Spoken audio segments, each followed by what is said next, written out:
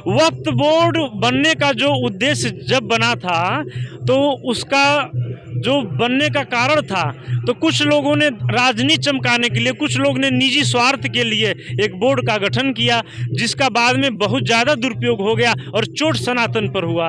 तो अगर वो नहीं मानते हैं तो सनातन बोर्ड अवश्य बने, लेकिन सनातन बोर्ड के साथ साथ सबके हृदय में सनातन बोर्ड होना चाहिए, जिससे हर एक बच्चा और हर एक युवा, हर एक वृद्ध इसका जवाब दे सके कि हम सनातनी हैं। ये बोर्ड बनाकर या किसी धर्मांतरण के विषय में हमको समझाकर हमें परिवर्तित नहीं किया जा सकता। जब हम हृदय से अपने आप को सनातनी मानेंगे तो हम मजबूत होंगे। दोस्तों नमस्कार। आज हम कोरबा जिला के केंदई स्थित भजनानंद आश्रम में उपस्थित हैं। आप देख सकते हैं ये केंदई फाल है। इधर जो दृश्य जो दिख रहा है ये झरना है। उधर अब शाम होने को है, अभी दिखा पाना मुश्किल है। मैं अभी आपको ये मेला स्थल जो इधर बाजार दिख रहा है, मेला लगा हुआ है और ये आश्रम है। ये आश्रम है, यहाँ यज्ञ हो रहा है, भागवत हो रहा है, भजन कीर्तन। आज 9 मार्च है। आज लगभग 5वें दिन 11 तारीख को समापन होगा। 3 तारीख को प्रारंभ हुआ था ये यज्ञ और काफ़ी लोग आए हुए हैं। इनसे बात करते हैं कहाँ से आए हैं और कब से आते हैं। जी, आप लोग कहाँ से आए हैं? हम लोग कोरबा से आए हैं। जी, कब से आ रहे हैं? आज आए हैं। यहाँ पे हर साल होता है यज्ञ। जी जी क्या निरंतर आते हैं आप लोग? हर साल आते हैं? जी। आप बताएं, नाम बताएं। मैं बरपाली चंद्र कला अग्रवाल। जी, मैं यहाँ कम से कम 25 साल से आ रही हूँ। क्या लगाव है यहाँ, क्यों आती हैं? हमारे गुरुदेव से बहुत लगाव हमें। अच्छा, गुरुदेव है। जी जी जी जी जी। तो दोस्तों सुना आपने, ये नाला है। इसी नाला से झरना का उद्गम हुआ है, आप देख सकते हैं। और ये मेला क्षेत्र है। आपको दिखा दूं, ये आश्रम है, भव्य आश्रम है, बृहद आश्रम है। और आगे भी बात कराता हूं आपसे। दोस्तों ये मुख्य गेट है, मुख्य द्वार आप देख सकते हैं। अभी मैं आपको बात कराने वाला हूं, दिखाने वाला है। यहाँ पे बच्चे हैं, इस आश्रम के छात्र हैं। इनसे पे अपन बात करेंगे। इनका एंट्री गेट में लगाया गया है, एंट्री गेट में ड्यूटी लगाया गया है। क्या नाम आपका, कौन सा काम कर रहे हैं फिलहाल अभी आप? मेरा नाम सूर्य प्रताप है। किस क्लास के छात्र हैं आप? 9वीं। जी बताएं, क्या कर रहे हैं? हम यहाँ गेट टिपर बैठे हैं। अच्छा अच्छा जी। बताएं, आपका जो सेवा व्यवस्था है जी, उसको करके कैसा लगता है आप लोगों को? अच्छा लगता है। अच्छा लगता है। जी, कितने लोगों की एंट्री होगी आज? आज कुछ 20-25 के आसपास। 20-25 लोग। जी। तो दोस्तों सुना, अच्छा बताएं, कार्यक्रम कब से शुरू हुआ, कब विश्राम होना है? 3 तारीख को चालू था, 11 को समापन। 11 को समाप्त। क्या क्या हो रहा है यहाँ पे? यहाँ पर यज्ञ होता है और शादी होता है और कथा। तो दोस्तों सुना आपने, ये महाराज भी हैं, झोली में खोज रहे हैं अपना। महाराज जी झोली में क्या खोज रहे हैं? हाँ जी, माल देखता हूँ। माल निकाल रहे हैं। माल निकाल रहा हूँ। माल निकाल रहे हैं महाराज, हाँ। देख सकते हैं आप दोस्तों। हाँ भाई, काफी बिल्कुल। माल महाराज ने रखा अपनी झोली में। चलिए आगे बात करते हैं। दोस्तों देख सकते हैं ये आज यज्ञ का 7वां दिवस है। और भी बात करते हैं। महाराज जी प्रणाम, कहाँ से? हम लोग तो फर्रुखाबाद उत्तर प्रदेश से हैं जी। और यहाँ आए हैं। कब से आ रहे हैं? हमें तो 5 साल हो गए यहाँ आते हुए। जी जी। यहाँ के महाराज क्या यज्ञ कराते हैं, आप थोड़ा बताएं अपने कार्य के बारे में। यहाँ तो बहुत ही दिव्य और परमार्थ का कार्य चल रहा है। जी।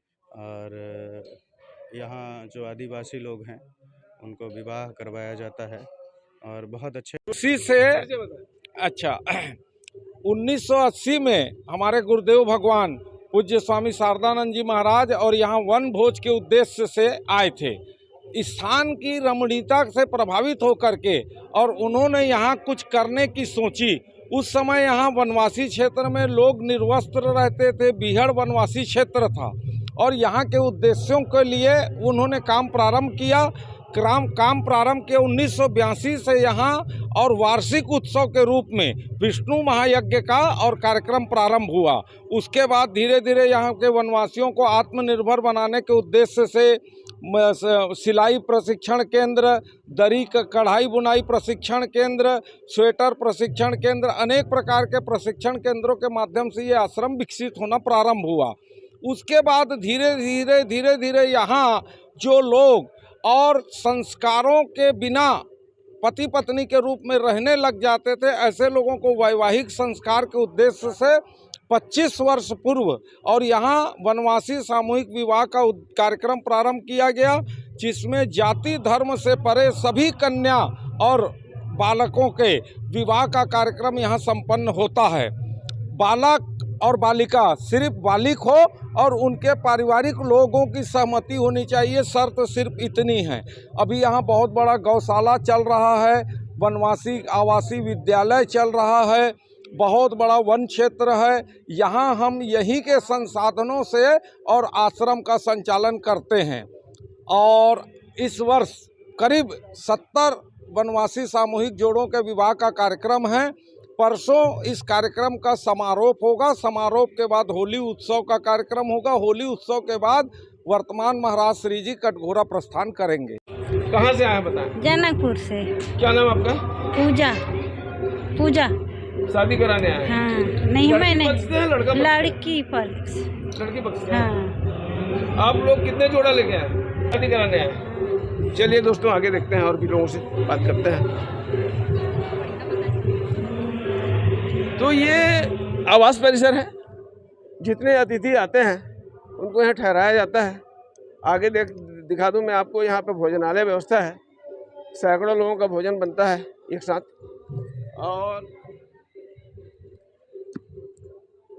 और बहुत ही इस आश्रम का विकास हुआ है। छत्तीसगढ़ के अलावा बाहर के भी छात्र छात्राएं यहाँ पे अध्ययन करती हैं, पढ़ाई करते हैं। इधर भजन हो रहा है, आवाज़ आता होगा आपको, भजन कीर्तन हो रहा है यहाँ पे।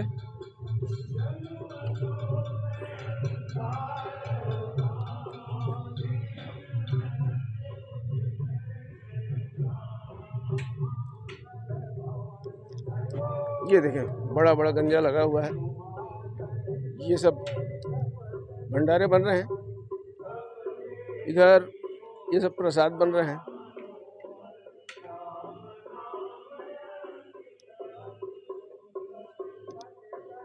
इनसे बात करते हैं।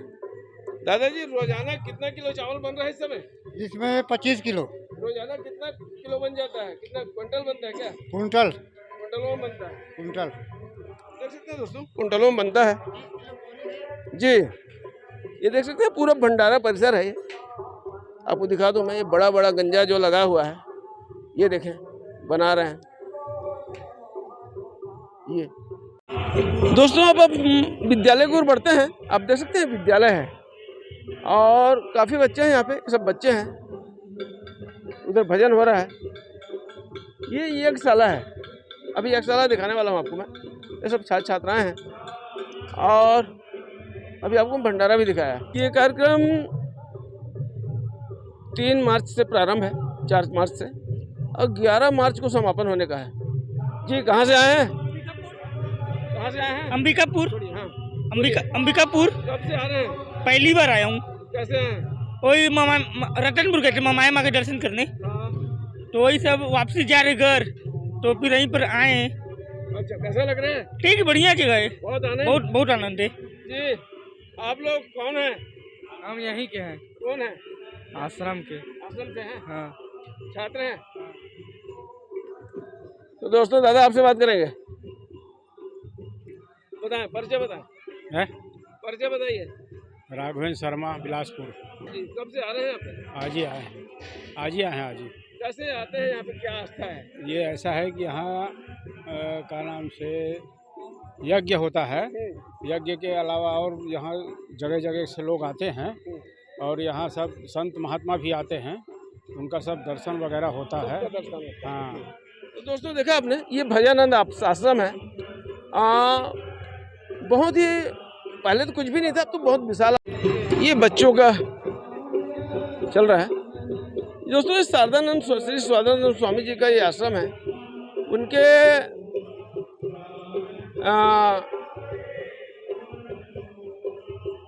जाने के बाद में उनके उत्तराधिकारी संभाल रहे हैं। आप देख सकते हैं।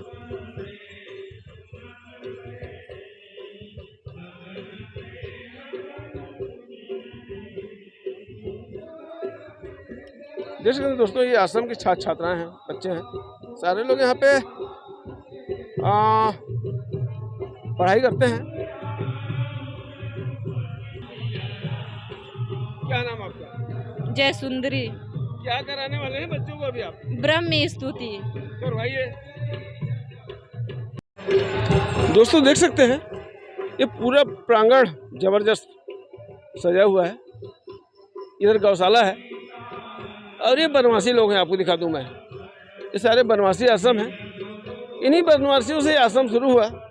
इन्हीं के बच्चों को यहाँ पे रख के इनको शिक्षा संस्कार, ये बीच में जो देख रहे हैं स्वामी जी हैं, इन्हीं के लिए ये आश्रम का निर्माण हुआ। अब आज लगभग 44 वर्ष हो गए इस आश्रम के संचालन को लेके। ये आगे सुंदरकांड का पाठ हो रहा है, ये देख सकते हैं।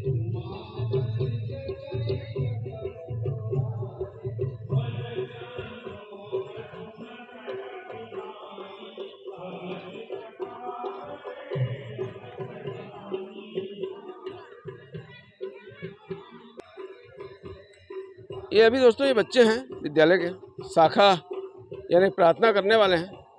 अब क्या करने वाले हैं अब तो करने पे समझ में आएगा। अभी तो खड़े हैं, कुछ बता भी नहीं पा रहे हैं।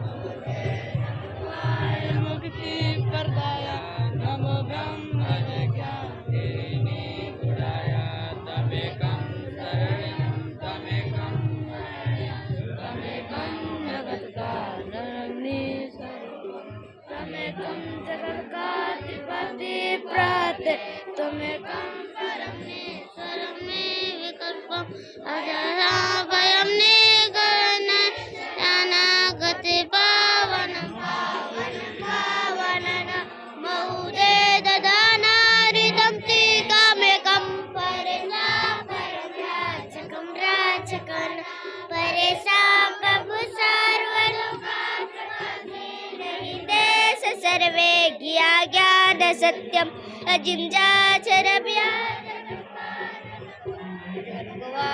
पासे जपाया जपाया सदेकम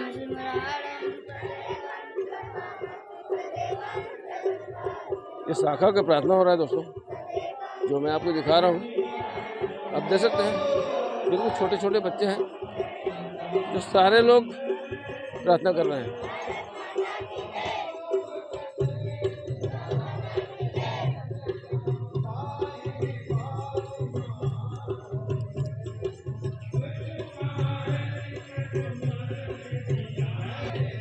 अब दोस्तों सुंदरकांड की ओर चलते हैं। मैं आपको सुंदरकांड का जो पाठ चल रहा है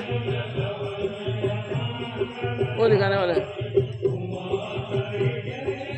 ये बैठे हुए हैं, आप देख सकते हैं, ये सारे भक्तजन हैं। कहाँ से आए? कटघोरा से आ गए आज। अच्छा, ये आज ही आए, ये देख सकते हैं।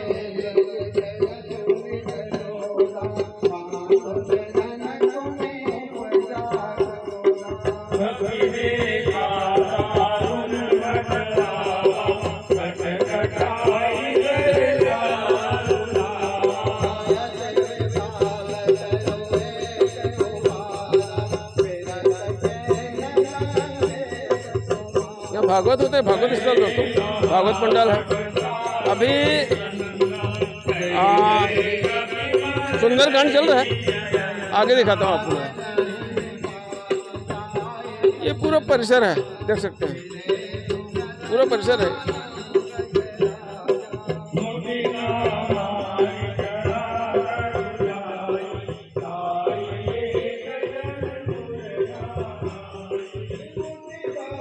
आश्रम में हम प्रवेश कर चुके हैं और देख रहे हैं कि एक विद्यार्थी बालिका यहाँ पे बहुत अच्छे ढंग से सिलाई कर रही है।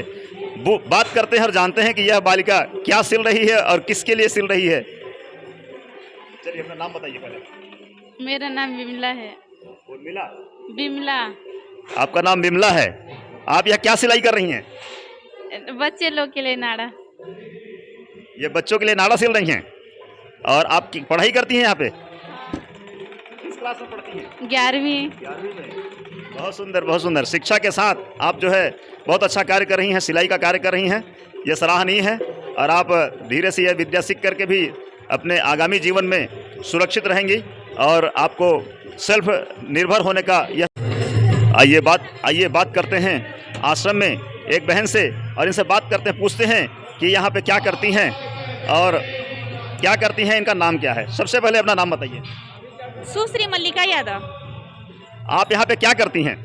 मैं यहाँ सेवा देती हूँ और शिक्षिका भी हूँ। क्या सेवा देती हैं? पूरा सेवा। आप इस विद्यालय भी शायद यहाँ पर है ना? जी विद्यालय भी है। तो विद्यालय में आप पढ़ाती हैं या अन्य कोई सेवाएं देती हैं?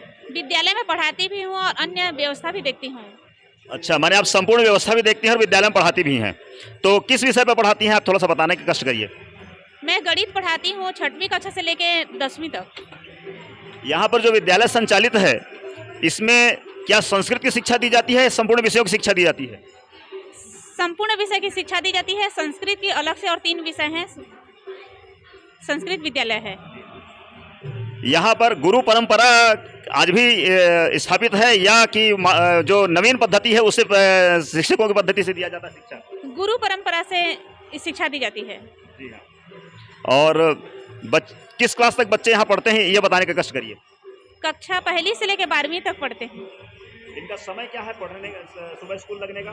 सुबह 9:30 बजे से 3:40 तक। जी हाँ। और यहाँ के आश्रम का जो है संपूर्ण जो प्रभार आप देखती हैं तो उसमें क्या क्या आप व्यवस्था बनाती हैं, किस तरह से व्यवस्था बनाती हैं आश्रम में किस तरह से व्यवस्था बनाती हैं जो आप देखती हैं सवेरे से? उसका सब खंड बटा हुआ है, कालखंड अलग अलग बटा हुआ है। जी हाँ।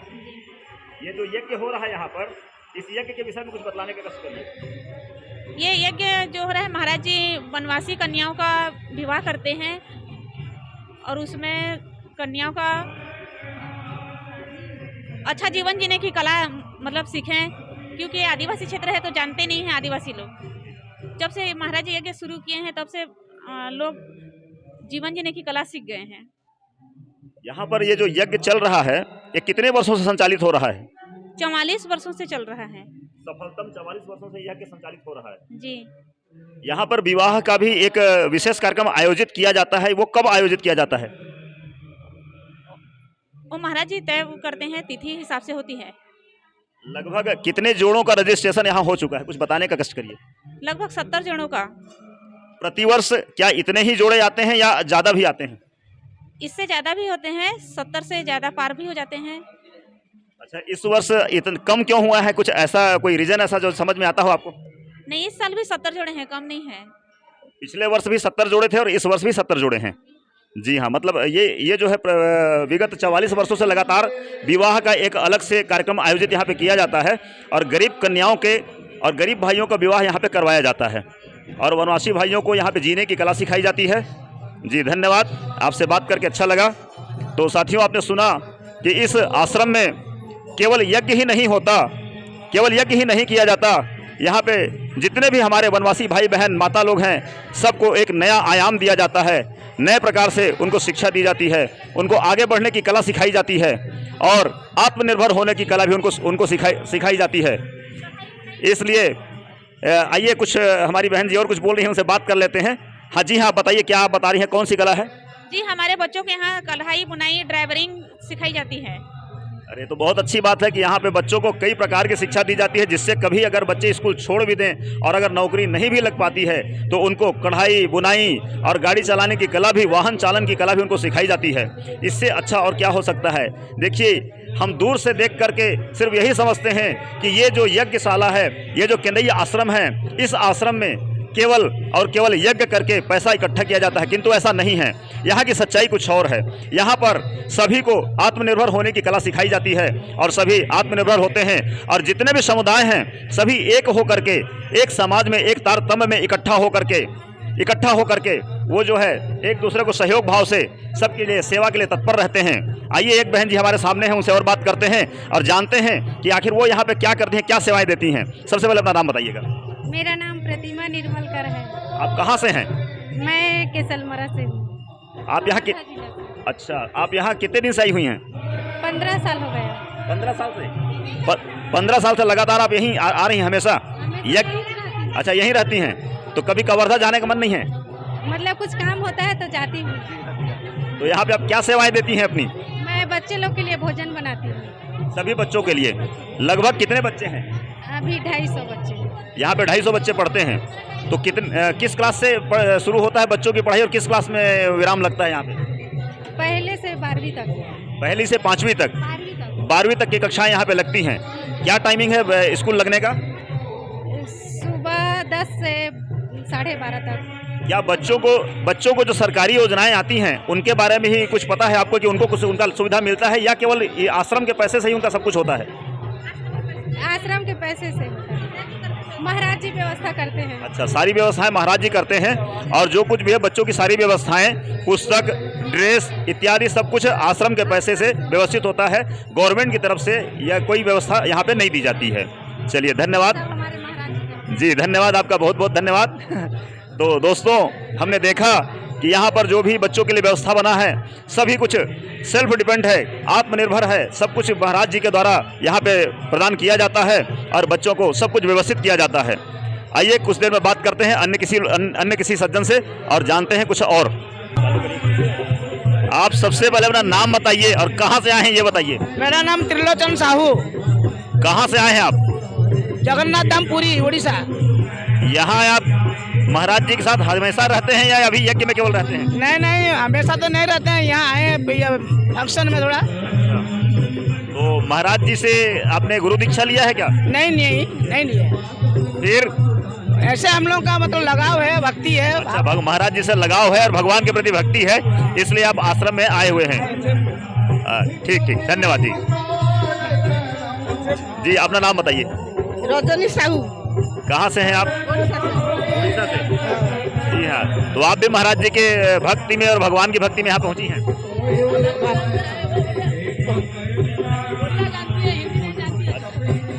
ठीक, थैंक यू। ये जो है स्वामी भजनानंद जी का नमन स्थल है। यहाँ पर बच्चों के द्वारा आरती किया जा रहा है। जैसा कि आप देख सकते हैं, यहाँ के विद्यार्थी गुरुदेव का आरती कर रहे हैं और बगल में उनके शिष्य परम श्रद्धेय श्री स्वामी शारदानंद जी महाराज का नमन स्थल बना हुआ है। वो वहाँ पर जो है उनका आरती किया जा रहा है।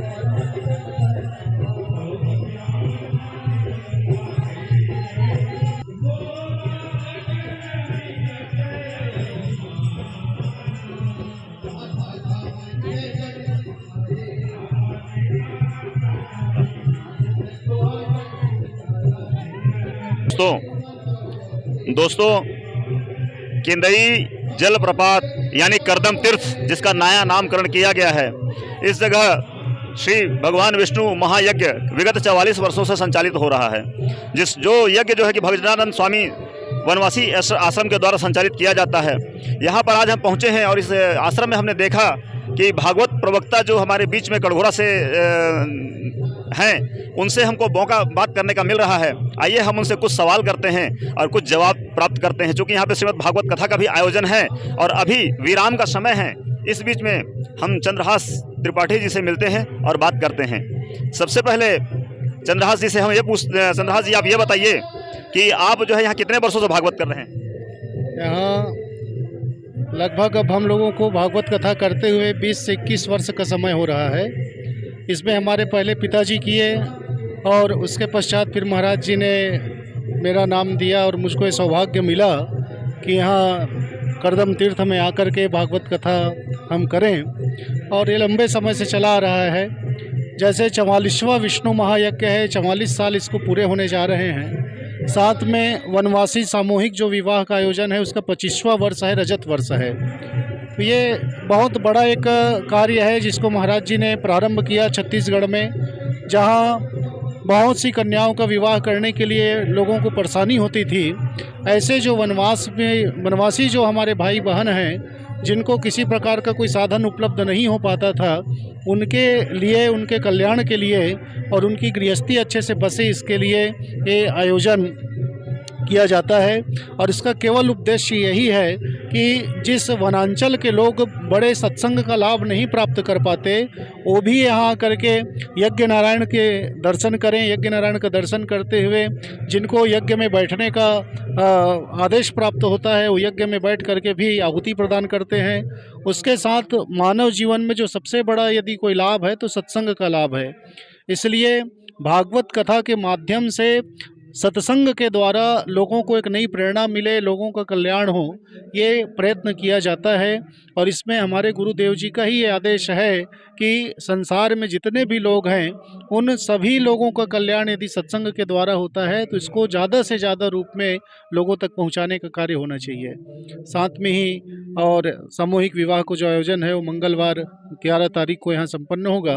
तो यहाँ दूर दूर से लोग आकर के कन्या दान करते हैं, माता पिता बनने का उनको सौभाग्य मिलता है। और इस कार्य में बहुत मन लगा कर के लोग आते हैं, करते हैं, ये बहुत बड़ी बात है। और आज छत्तीसगढ़ से ये चीज़ निकली है महाराज जी के द्वारा, जो पूरे विश्व में जा रही है और इसका लाभ बहुत से लोग ले रहे हैं। इसके लिए महाराज जी के चरणों में हम बार बार प्रणाम करते हैं। बोलिए सद्गुरुदेव भगवान की जय। आपने अपना प्रथम भागवत कब और कहाँ किया था?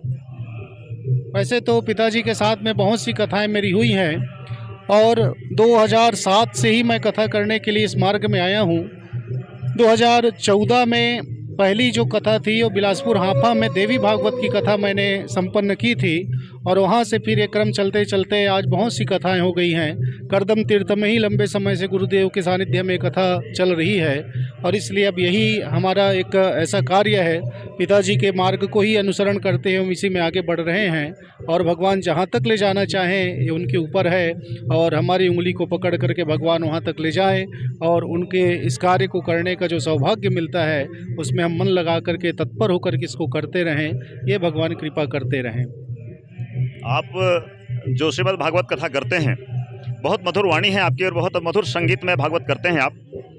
आपने अपनी शिक्षा दीक्षा के बारे में कुछ बताया नहीं, कृपया करके आपने शिक्षा दीक्षा के बारे में कुछ बताइए। और ये भी बताइए साथ में कि श्रीमद् भागवत कथा जब आपने प्रारंभ किया तो आप किससे शिक्षा प्राप्त किया? आपने स्वतः से, अपने पिताजी से या अन्य किसी को? आप इसका श्रेय किसको देना चाहते हैं?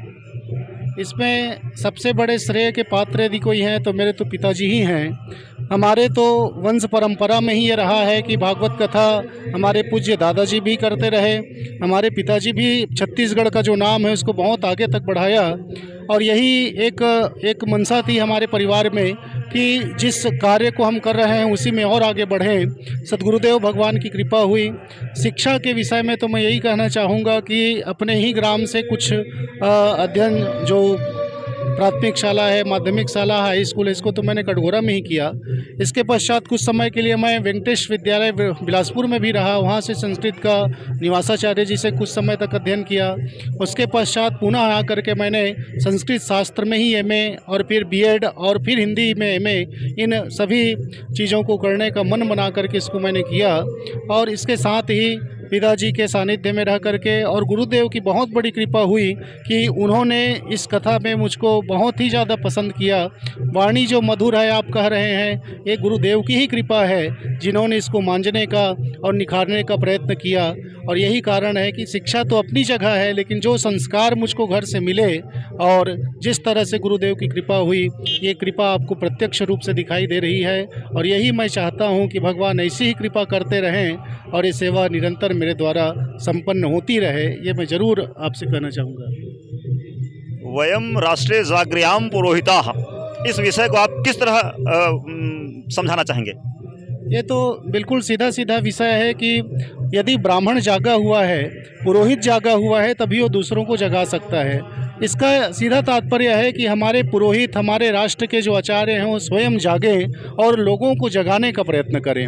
वयम राष्ट्रीय जागृयाम पुरोहिता, ब्राह्मणों के ऊपर एक बहुत बड़ा दायित्व ये है कि आज के परिवेश में जिस तरह से ब्राह्मण अपने दिशा से भटक रहे हैं, मैं सबसे यही आग्रह करूंगा कि धर्म के मार्ग पे आइए, धर्म का अनुसरण करिए और किसी अच्छे सद्गुरु का सानिध्य प्राप्त करिए। यहाँ यदि आपके एक हाथ में गीता है, एक हाथ में माला है, तो आप दूसरे हाथ से कभी किसी सिगरेट को हाथ नहीं लगाएंगे, किसी बाटल को हाथ नहीं लगाएंगे।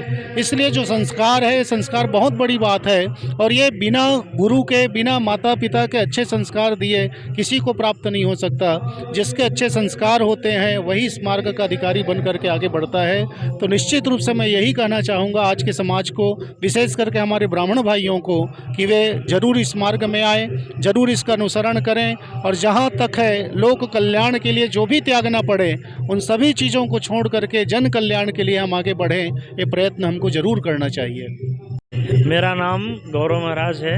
मैं काशी क्षेत्र में अपने कर्मभूमि को बनाया हूँ और भारत के जितने भी प्रांत हैं वहाँ पर सनातन यात्रा का जो अलख जगाने का कार्य चल रहा है, उसके ही उद्देश्य से जहाँ यज्ञ होता है, जहाँ कथा होती है और जहाँ सनातन परंपरा का निर्वहन होता है, वहाँ हमारा पहुँचना होता है।